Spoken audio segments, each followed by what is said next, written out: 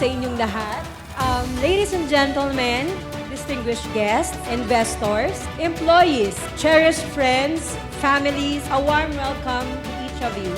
Tonight is more than a mere gathering. It is an exchange of hearts, memories, and a testament to the resilience that defines our shared and collective journey. We gather with gratitude and thanksgiving in our hearts to appreciate the blessings and connection that grace our lives throughout the passing year. Kaya naway magsilbing pagkakataon na magpalitan po tayo ng kwento, tawanan, at mga pangako ngayong gabi para sa mas maganda at mas matagumpay na bukas. Sama-sama po tayong magbigay saysay sa bawat saglit at patuloy magsilbing inspirasyon sa isa't isa.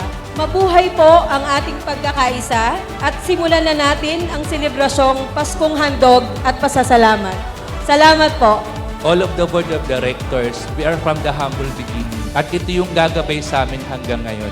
At naniniwala kami sa tulong ng bawat isa sa amin. Patuloy kami mangangarap at papatunayan namin sa inyong mga mahal naming kaibigan at mga investors, hindi po namin sisirain ang inyong pagtitiwala sa amin. Dahil hindi lang kami basta lending company, kami ang inyong lending company na may puso!